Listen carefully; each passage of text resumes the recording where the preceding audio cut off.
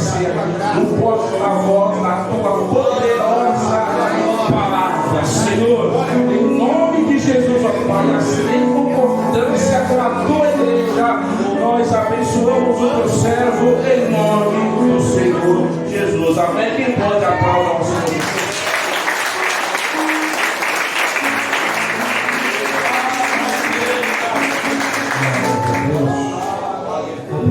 Igreja, com a paz do Senhor Jesus Cristo. Glórias a Deus. Mais uma noite na presença do Senhor.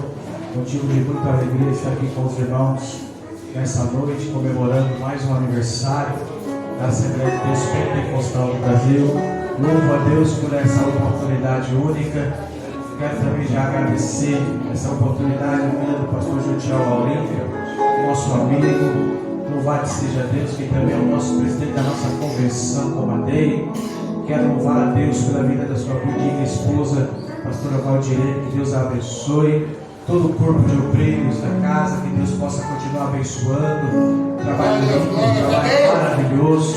Que Deus possa continuar dando um chão, ousadia. Que Deus possa continuar, aleluia, levantando obreiros para essa seara. Quero louvar a Deus pela vida de todos os pregadores, preletores que estão aqui também.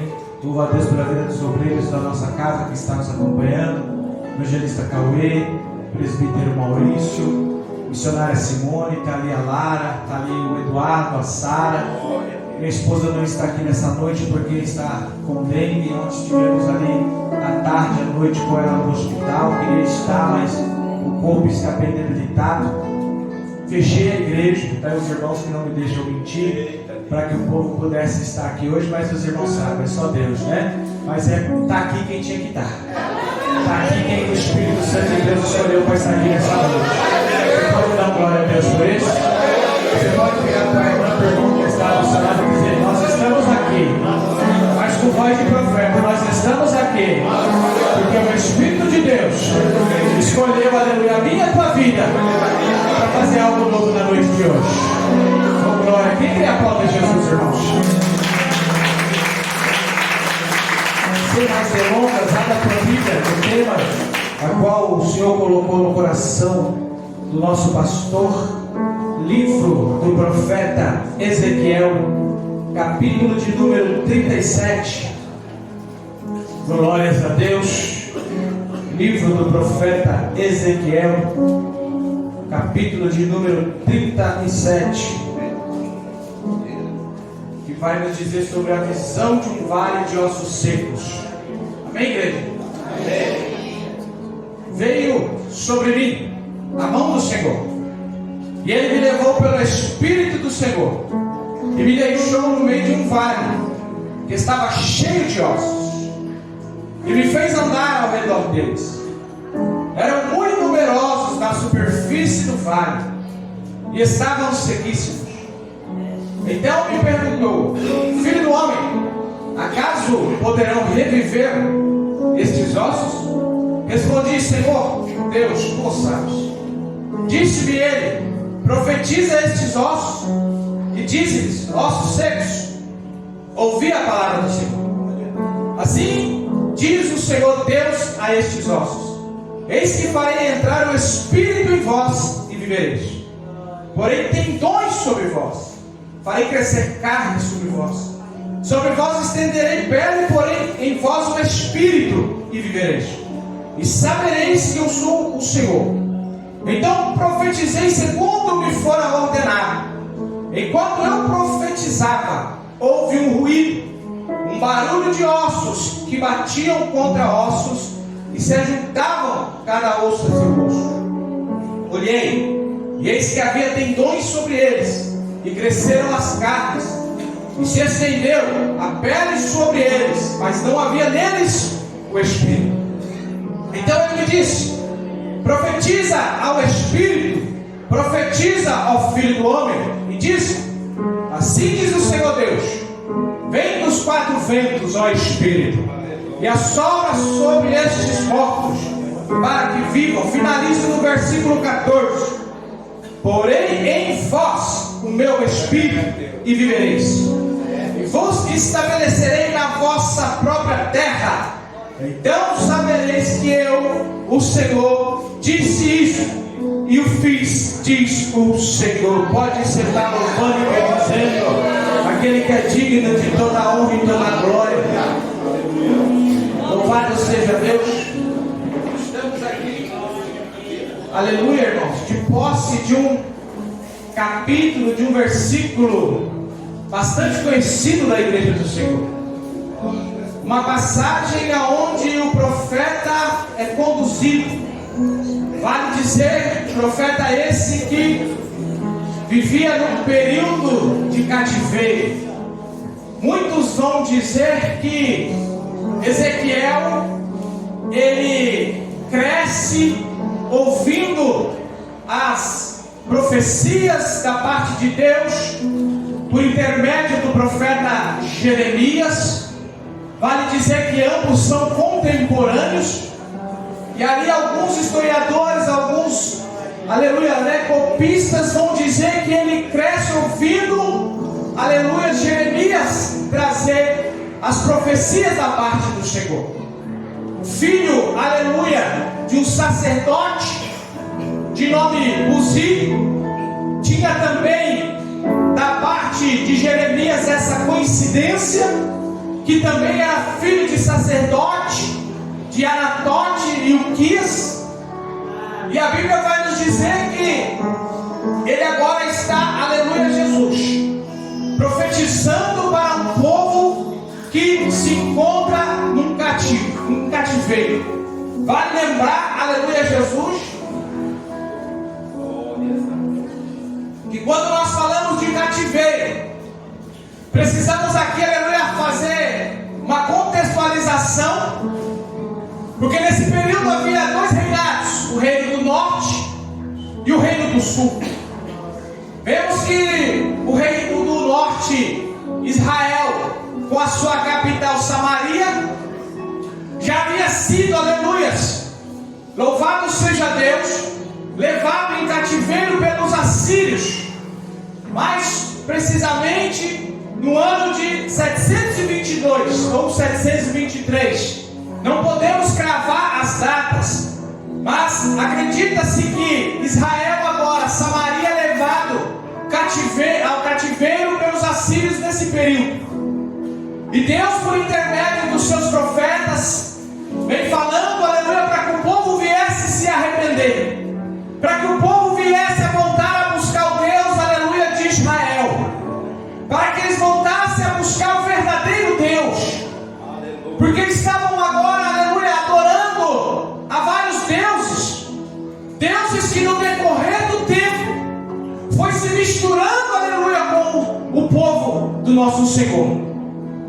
O reino do norte, agora cativo, a Bíblia vai nos dizer que sobra o reino do sul, que por intermédio ali estava-se apenas duas tribos, alguns da tribo de Benjamim, alguns da tribo de Levi, e alguns historiadores também vão dizer que havia alguns da tribo de Judá. E agora nós vemos, aleluias, essa tribo também sendo agora levada cativa. Há três momentos que, aleluias, esse povo passa por esse período de turbulência. O primeiro momento está entre o ano de 609 a 608 a.C. Vemos algumas tentativas assírias também de tentar conquistar, aleluia, Judá por intermédio de o próprio rei Senaqueribe. Vemos ali, aleluia, Jesus por Penat-Selazar. Mas a Bíblia vai nos dizer que é por intermédio dos caldeus, é por intermédio do reinado babilônico que Judá é levado cativo. Vemos, aleluia, essa história ela totalmente desenhada no livro de Jeremias, onde Jeremias nos traz todas as narrativas, onde ali Deus, por intermédio do próprio profeta, alerta os reis ali que estavam, louvado seja Deus, à frente daquele reinado, como por exemplo o rei Zedequias,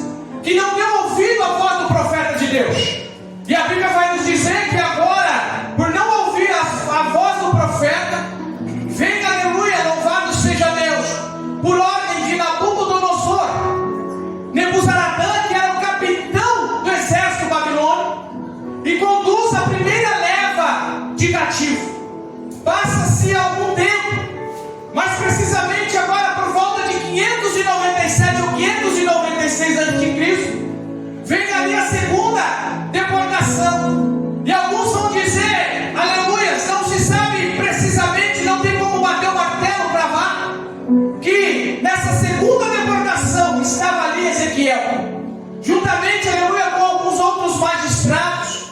Não se sabe se Daniel, se os seus amigos estavam na primeira ou na segunda, mas sabemos, aleluia, Jesus, que quando chega nesse período, decreta-se ali o juízo de Deus, onde Deus agora ele já não mais, aleluias, estava aceitando o que Israel estava fazendo com o seu nome. E eu já quero, aleluia, abrir um parênteses aqui. Vale lembrar que essa palavra de Ezequiel, ela é uma palavra de juízo, ela é uma palavra, aleluia, Jesus, que tem várias simbologias. Aleluia, Ezequiel ele fala aqui em várias linguagens, e uma das linguagens que Ezequiel, aleluia, utiliza, uma figura de linguagem que Ezequiel utiliza para trazer aqui para nós esse contexto, é uma linguagem chamada pantomima, que muitas das vezes é por intermédio de gestos, é por intermédio, aleluia, Jesus, de mímicas. Mas por que, pastor? Porque nós vemos que o profeta Ezequiel, muitas das vezes, ele é usado para trazer as revelações, usando simbologias, usando, aleluia, até mesmo o seu cabelo, para mostrar que um terço do povo seria, louvado seja Deus, morto, a fome e a espada. Ali o Senhor manda ele deitar por 390 dias do lado esquerdo, para representar o período que, aleluia, o povo ficou escravizado nas mãos dos seus inimigos. Depois o Senhor manda ele deitar mais 90 dias do lado, mais 40 dias do lado direito. Então nós vemos que Ezequiel é um profeta, conhecido como o profeta das visões. O profeta das visões de Deus. Porque a Bíblia vai dizer que no 30º ano estava ele às margens do rio Quebar, na Babilônia.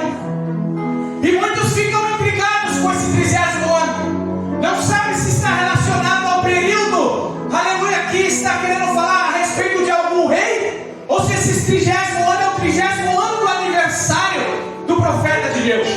Vale lembrar que na linhagem de Ezequiel, igreja, não era para Ezequiel ser profeta, da mesma forma que não era para Jeremias ser profeta.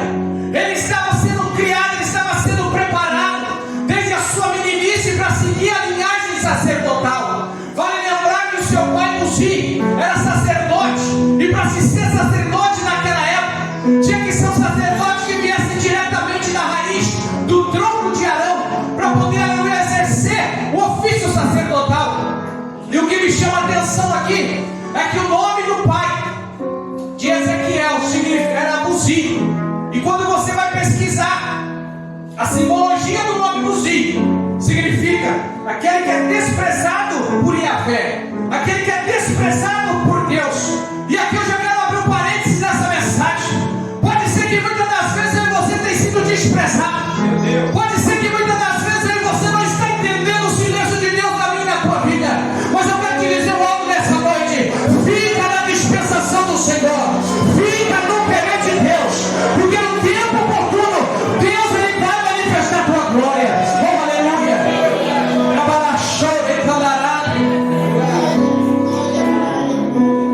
O pai dele tinha tudo para não dar certo. Vale lembrar que o nome naquela época era muito significativo.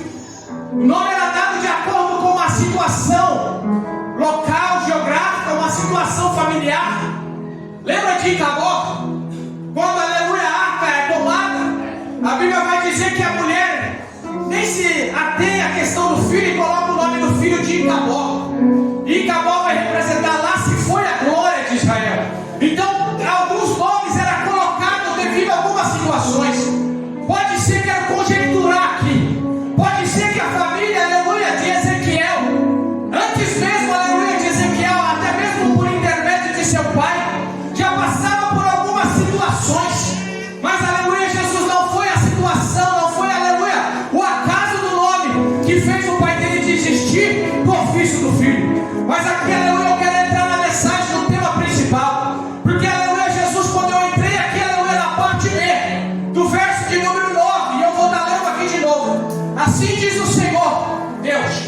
vem dos quatro ventos, ó Espírito, e assopra sobre estes mortos para que vivam.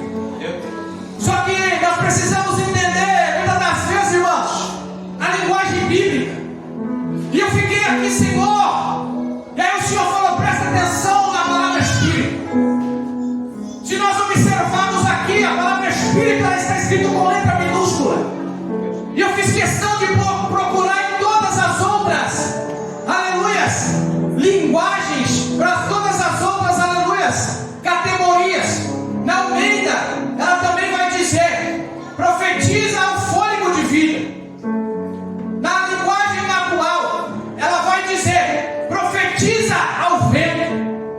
Na palavra viva, ela também vai dizer: profetiza ao Espírito. Na JFA, que é João Ferreira de Almeida, ela vai dizer: profetiza ao fôlego da vida. E na nova versão internacional, ela vai também dizer: profetiza ao Espírito. E na King James, ela vai dizer: profetiza ao vento. E aí eu fui pesquisar o significado da palavra Espírito, irmãos. A palavra Espírito, aleluia, ela vem do latim, significa espíritos. E aí representa sopro, fôlego, expiração, respiração. Só que no grego significa pneuma. E traduzido para o nosso português, pneuma, que também tem praticamente os mesmos significados: assoprar, respiração, fôlego. E aí eu fui perguntar para o Senhor: mas o que o Senhor quer me dizer aqui? E aí o Senhor começou a falar: observa, que é necessário que você entendamos, aleluias. Eu não sei o que Deus quer fazer aqui nessa noite, mas eu vou falar do que o Espírito colocou no meu coração. Glória a Deus. Vamos para Espírito. Aleluia. Note que o Senhor conduz ele. Veio sobre mim a mão do Senhor e me levou pelo Espírito do Senhor. Ou seja, foi o próprio Espírito de Deus. Aqui está Espírito com letra maiúscula. E leva ele, aleluia, para ter aquela visão. E aquela visão, aleluia, Jesus, já como homem traumatizado pelo que ele estava passando naquele lugar. Não é porque Ezequiel ele era profeta que ele também não tinha os seus traumas, não tinha, aleluia, as suas preocupações. E eu comecei a entender, aleluia, que o Senhor falava ao meu coração: a nova sua e Candarábia. Eu vou tratar com o povo, mas primeiro eu preciso trazer de volta a esperança a Ezequiel. Porque uma coisa é você profetizar quando o cenário está favorável, pastor. Uma coisa é você profetizar quando tudo vai bem. Outra coisa é você profetizar quando você, aleluia, Jesus muitas das vezes não vê, aleluia, uma luz no fim do túnel. E aí nós vemos que a mão do Senhor, aquele mesmo Espírito, aquele mesmo Deus que falou: Ezequiel, se coloca de pé. Se coloca de pé, não vai, que não vai, eu quero falar contigo. Note que Deus tinha um particular com Ezequiel no vale, aleluia. Pode ser que Deus tenha um particular com você. Alabanto e cai. Às vezes é necessário Deus colocar ele e você numa situação para despertar essa particularidade. Foi louvado aqui nessa noite. Como que é? Eu quero intimidade. Canta o refrão do hino aí que vocês louvaram. Não, mas aquela outra parte que fala não é sobre religiosidade. Eu quero intimidade. Não é religiosidade, a questão é intimidade. É o que estava acontecendo com Israel. Foi um dos motivos que fez com que Deus, aleluias, entregasse Israel ao cativeiro. Porque agora eles estavam preocupados. Note que a última investida, em torno de 586, foi a investida que Deus deu ordem. Porque a Bíblia vai dizer que o próprio Deus chama Nabucodonosor de teu servo. Deu ordem para que destruísse o templo de Deus. E aí foi quando o Senhor falou ao meu coração: gente olha aqui, irmãos, esse verso de número 9, e a gente já enxerga aqui como a ação do Espírito Santo. Eu quero te dizer que o Espírito Santo ele está trabalhando através da vida do profeta Ezequiel, mas nós vamos ver a ação do Espírito Santo, dizendo que ele vai começar a trabalhar em favor do povo só a partir do verso de número 14. Note que aqui ele fala, ele leva e coloca ele naquele vale. Só que Deus ele dá algumas orientações para o profeta e fez-me andar ao redor deles. O Senhor preparou uma situação, preparou um cenário, e agora fala, vai lá, observa bem a situação que eu estou te colocando. Eita, Jesus. Vai lá e dá uma volta em torno do vale. Meu Deus. Olha aí. Vai lá e olha o que você vê dentro do vale, Ezequiel. Meu Deus. Faz, aleluia, passa por todo o perímetro do vale, faz um pregão do vale e me volta dizendo o que você enxergou. Pastor, o que você quer dizer com isso? Olha aí. Alabaia, racha, decai. Às vezes ela não nos pegou nos escondidos. Deus diz, é tempo de rondar, é tempo de cercar a situação que muitas das vezes parece que não há mais esperança. É tempo de você, Alamato, Erramaia, olhar para essa situação, ainda que a passos curtos. Eu fico imaginando a mente de Ezequiel, Senhor, mas só tem osso. Eu já tive uma visão panorâmica, só tem osso. E aí eu fico imaginando o Senhor conversando com ele, não interessa, circula, não interessa, dá a volta. Trabalhe. Vale lembrar que aqui o Senhor está falando da própria nação. Vou chegar lá ainda. Primeira coisa que o Senhor faz comigo e com você é que eu e você observe a situação. Deus agora ele convoca o homem de Deus a profetizar e me fez andar, e eram muitos na superfície. Então me perguntou, filho do homem, acaso poderão reviver esses ossos? E a resposta que ele deu seria a mesma resposta minha e sua. Meu Deus. Com certeza falaremos, se o Senhor tiver nesse negócio vai acontecer. Meu Deus. Mas é aqui que eu quero abrir um parênteses. E é aqui que eu quero que você entenda, olha, decaia. Eita, O Jesus. Senhor ele sempre vai fazer, o Senhor ele sempre vai operar, mas o Senhor muitas das vezes quer usar a minha e a tua vida como agente promotor do milagre, como agente promotor, aleluia, louvado seja Deus. Meu Deus. Estava um cenário onde não havia mais esperança, irmãos. Meu Deus. Estava um cenário onde todos aqueles que restaram já praticamente tinha entregue as suas vidas. A Bíblia vai dizer que o cenário estava tão caótico que lá no cativeiro as mães matavam os filhos para se alimentar.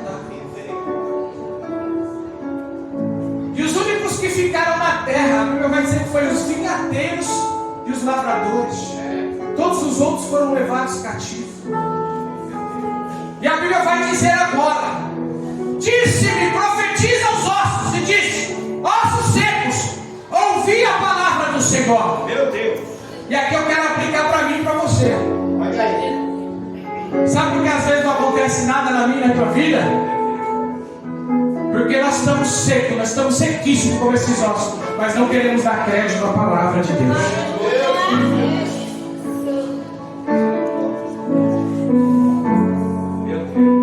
Note que o Senhor não deu outra negação para ele.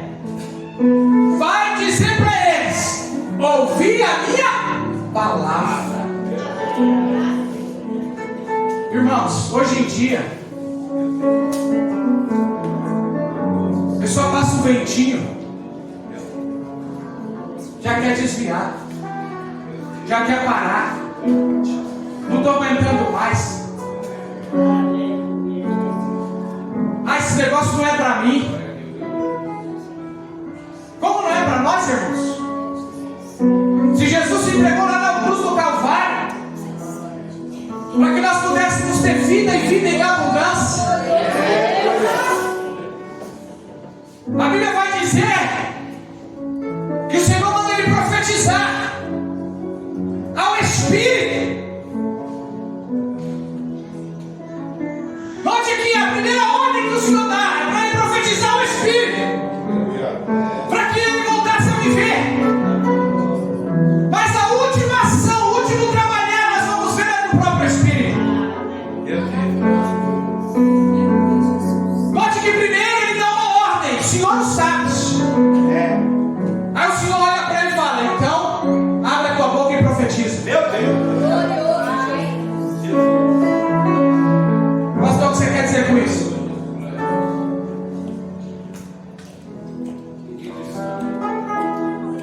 Deus quer usar a tua vida, meu amado.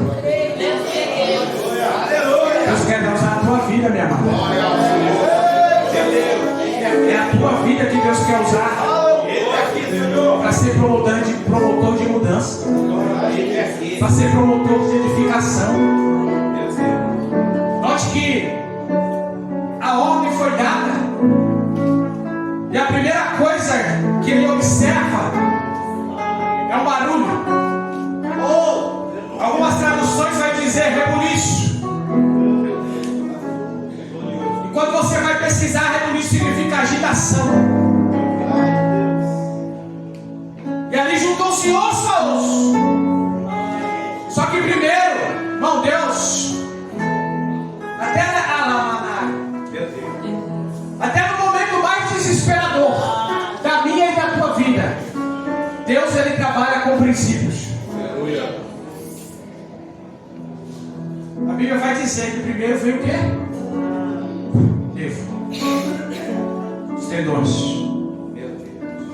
Depois vai vir carne. Depois vai vir pele. E por último, vai vir sobre ele o fôlego de vida.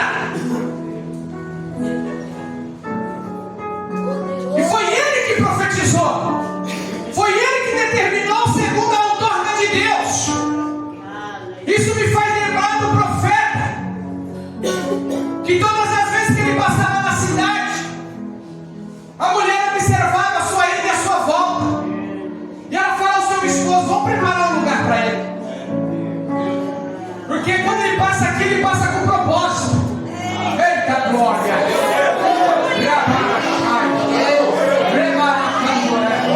Deus quer te levar para os lugares com propósito, não é para ser barata tonta, não.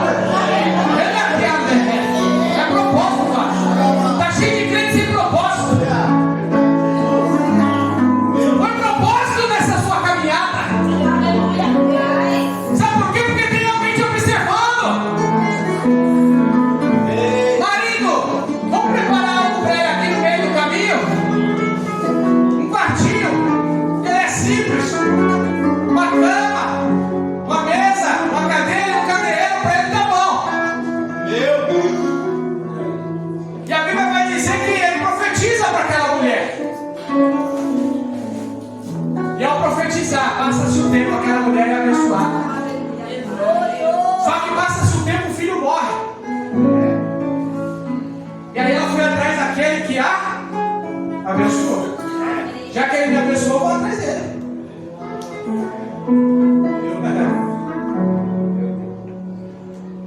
A Bíblia vai dizer, irmãos, que ele volta lá naquela casa.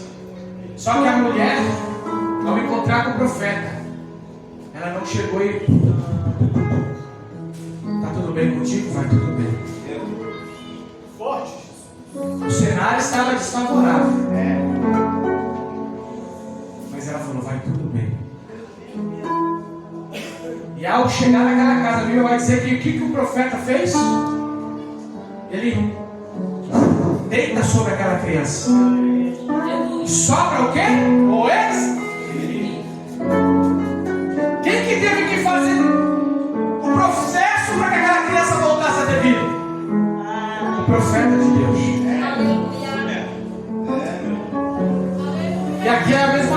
nós somos seres tricotômicos. Nós louvamos o hino, né? Sim.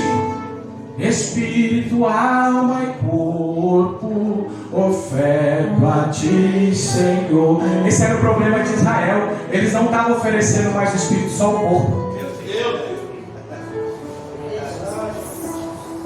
Sabe por que o templo foi destruído? Porque eles só estavam apresentando o corpo. Colocavam as melhores roupas, colocavam os melhores perfumes em época de cativeiro, colocavam tudo que tinha de melhor, ofereciam as oferendas do templo, mas a carne estava longe de Deus. O Espírito estava longe de Deus. Estavam apresentando sua carne. O Espírito estava longe de Deus. Deus quer trazer o Espírito de vida, o Espírito vivificante de volta à adoração ao Deus da glória. Glória ao Senhor. Porque quando você só apresenta o corpo, pastor, a gente entra e sai do mesmo jeito. Agora se derrama, terra. Agora se humilha, terra.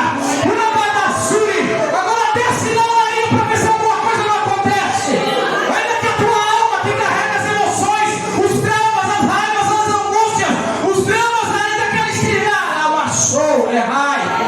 Porque está batida a minha alma, porque se perturba dentro de mim. Espera em Deus, espera em Deus, espera em Deus, espera em Deus, pois ainda o louvarei. O Senhor estava dando uma didática para Ezequiel. Sabe por que eu destruí Ezequiel? Porque eles estavam indo no templo só por ir. O Espírito não comparecia mais, era só o corpo.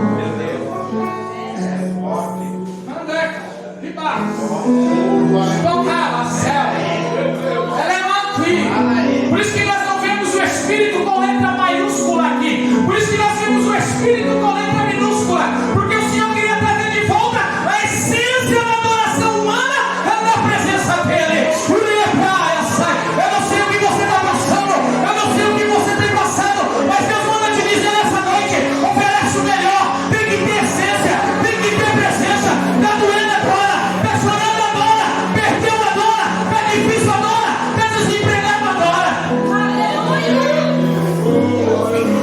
Fala, Pai. Aí depois nós vamos ver a ação do Espírito Santo. Lembra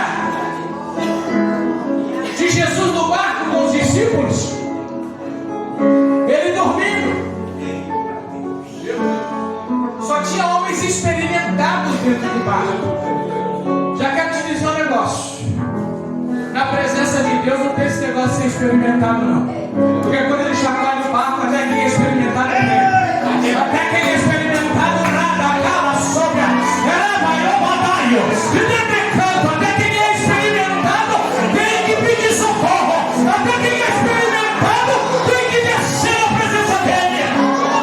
Agora sube, Pedro era experimentado. Nasceu na beira da água, era queixada, tirada no pé, mas não tem que virar nada. Vai, o céu. E detalhe, meus irmãos, aquele vento não foi provocado por Deus. Quem provocou aquele vento foi Satanás. E aí o Senhor vai dar hora. Meu Deus. Deixa eu dormir. O que está acontecendo? Vento, aquieta-te no ar. Meu Deus. Irmãos, quando a gente está na sintonia, ainda que a gente foi experimentado, mas que a gente não venha perder o temor. Tem muita gente saindo da presença de Deus porque perdeu o princípio da sabedoria. Tem obreiros, tem membros da igreja que eu mando mensagem todo dia. Olha aí, fala aí. Mando mensagem todo dia, já volta para a igreja. Jesus está voltando. Meu Deus. Você não está vendo o que está acontecendo? O que mais você quer? E não quer colocar a vida no altar. Aí quer viver fornicando, quer viver adulterando, quer viver fazendo do jeito que tem que fazer, meu amigo. Outro corinho que a gente louva, que nada. No céu não entra pecado, fadiga, tristeza, nem dor. Isso é da alma. Não há coração quebrantado. Aí depois a gente vai ver, né? A ação do Espírito Santo. Profetiza. Ali Deus estava mostrando a situação de Israel. Que eles estavam mortos. Que eles já não tinham mais esperança. Que eles já tinham falado que eles já tinham perdido a esperança. Que os ossos já estavam secos. Aí o Senhor vai falar para eles. Ezequiel, diz assim para eles. Então, disse o Senhor. Então me diz, filho do homem, estes ossos são toda a casa de Israel. Eis que dizem, os nossos ossos se secaram, e pereceu a nossa esperança. Estamos de todos terminados. Portanto profetize e dize-lhes, assim diz o Senhor, Deus, eis que abrirei a vossa sepultura, e vos farei sair dela, ó povo meu, e vos trarei a terra de Israel. Aí no verso 3, sabereis que eu sou o Senhor, quando eu abrir a vossa sepultura e vos fizer sair dela, ó povo meu. Porém em vós o meu espírito. Note que ele está falando aqui, ó, só no verso 14. Só no versículo 14, que ele vai colocar naquele povo que estava gelado, que estava frio, que só estava servindo, aleluia, de caricatura, que só estava servindo de aparência, que aí depois que eles fossem tratados, que ele ia colocar o Espírito Santo. Aí, irmão, às vezes a gente precisa passar pelo tratamento, para que aí assim a gente venha ser cheio, para que aí assim a gente venha ser, aleluia, trabalhado, tratado pelo Senhor. Aleluia, louvado seja Deus. E o interessante é que ele fala aqui, e sabereis, porém, no futuro do presente. Quando você vai estudar a conjugação verbal, está no futuro do presente, quer dizer, algo que está próximo a acontecer. Algo que aconteceu lá em Atos dos Apóstolos. Eles estavam todos reunidos no mesmo lugar. E ouviram de repente um som como um vento veemente e impetuoso. E a Bíblia vai dizer que todos foram cheios. Eu finalizo aqui. Eu teria o meu horário. Igreja, é tempo para a gente se achegar ao Senhor. Aqui ele está falando que ele vai contra Israel. Ele é tomado cativo. Israel é disperso. Até hoje não se agregaram as 12 tribos. E aqui o Senhor está falando uma promessa de união, uma promessa de comunhão, que Ele mesmo vai fazer com que Israel se torne um povo só, uma nação só. E sabereis que eu sou o Senhor, quando eu abrir a vossa sepultura e vos fazer sair dela, ó povo meu. Porém em vós o meu espírito e vereis, e estabelecerei na vossa própria terra. Então sabereis que eu sou o Senhor. Disse isto e fiz, diz o Senhor. O arrebatamento da igreja está logo ali. Vai precisar Israel de Deus passar por um tratamento. Eles reconhecer que aquele que eles traspassaram é o Messias. Mas Deus nos ama sobremaneira, nos ama sobremaneira, que ainda tem essa promessa. Então cabe a mim e a você ficar firme, igreja. Não deixa que os traumas, nada do que eu preparei eu ministrei. Não deixa que as adversidades do dia a dia nos tirem da presença de Deus. É só a gente olhar um pouquinho para o sul, né? Meu cunhado, a mãe dele, onde ela mora foi afetada. Meu cunhado é gaúcho. E lá está uma luta para chegar roupa de crianças. Estão sem fraldas, crianças lá sem leite. E a gente sabe que quando Deus ele quer tratar com o povo, Ele usou Jeremias para falar. Foi a peste, foi a espada, foi a guerra, foi a fome. A gente sabe, ele falou lá para Davi: 3 coisas escolhe: a guerra, a peste, a mão dos teus inimigos. Ele falou: não, Senhor, eu prefiro cair nas tuas mãos. Porque por mais que o Senhor trate nas tuas mãos a misericórdia. Então que nessa noite, irmãos, estejamos firmes. Que Deus abençoe, pastor. 11º ano de muitos que virão, até Jesus voltar para arrebatar a igreja. É o que Deus colocou no meu coração. Eu queria pregar outra coisa, mas não teve. Deus abençoe. Muito obrigado, pastor.